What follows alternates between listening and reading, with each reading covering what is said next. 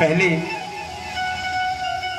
मैंने भगवान की जाप करने को गया सो मृग के जन्म हुआ।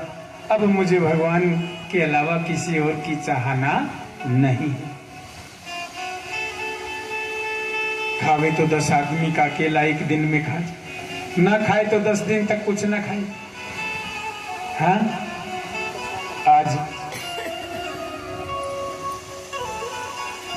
भाभी ने कहा कि हमारे बस की बात है ना इसको भोजन बनाना। सो काम का न काज का दुश्मन अनाज का, ना काम करे न काज करे, खावे बहुत सारो।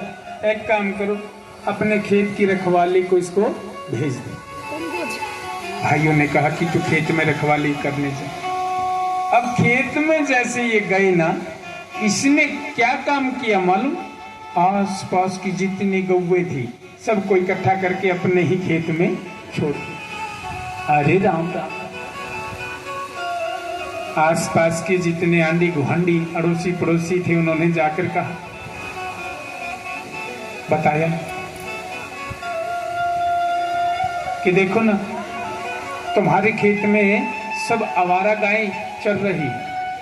वो दौड़ के गई, ये क्या किया? हंसने लगा कि पेट ही तो भर रही है।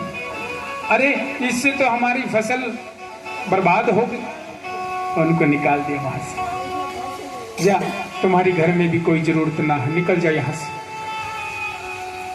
अब चलते चलते जा रहे हैं तो इन्होंने क्या देखा? वहां एक भीलों के राजा है, उन्होंने मन्नत मांगी। हाँ, और मन्नत भी क्या मांगी?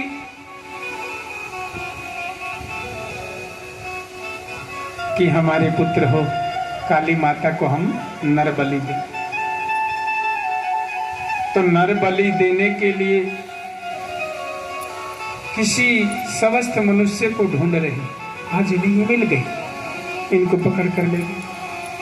काली माता के मंदिर में इसको नहलाया, अच्छे नवीन वस्त्र धारण करवाया, बढ़िया भोजन परोस दिया, भोजन करवाए हैं। ओहो, कृपा से मालिक। एक तो ब्राह्मण परिवार में जन्म, दूसरा ब्रह्मचारी, तीसरा 3 जन्म की स्मृति ज्यों की त्यों बनी हुई है। बोलो नारायण भगवान की। हाँ, सो जैसे ही माता के मंदिर में उन्हें लेकर गए ना, तो माता का शरीर जलने लगा है।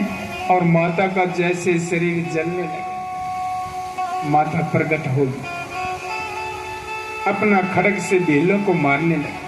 सब भील भाग गए, ये खड़े खड़े हंस रहे। आगे गए, राजा रहगुण की सवारी आ रही, पालकी, 4 कहार जूते हुए हैं उसमें, एक कहार बीमार हो गया। हाँ, सो जैसे ही बीमार हुए, उन्होंने कोई हष्ट पुष्ट बंदा चाहिए, इन्हें फिर वही मिल गए और जाके पालकी में जो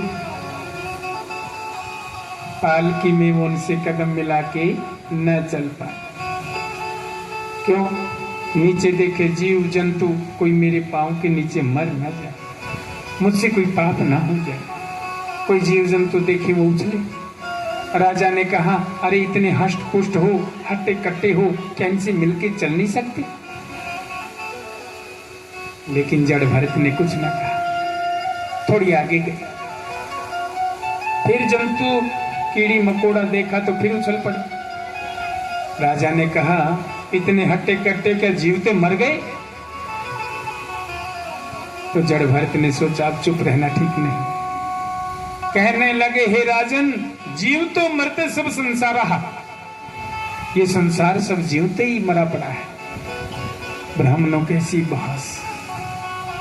जब ब्राह्मणों जैसी वाणी राजा ने सुनी तो पालकी को नीचे उतारा और हाथ जोड़ करके कहने लगे, हे ब्राह्मण देवता, मुझे क्षमा करना, मुझसे बहुत बड़ा अपराध हो गया, सो मेरी पालकी में मैंने आपको जोत दी। राजा ने कहा, हे राजन, आप तो अभी राजा, मैं पहले जन्म में था राजा भरत, जिसके नाम से हमारे देश का नाम भारत है, एक मृग के मोह में फंस गया, मृग की योनि भोगनी पड़ी, आज मनुष्य जन्म मिला है, सो मैं जड़ ही रहना चाहता। रहगुण ने प्रणाम किया, और रहगुण जो थे कपिल देव महाराज के शिष्य थे। राजा ने आगे प्रस्थान किया, बोले नारायण भगवान।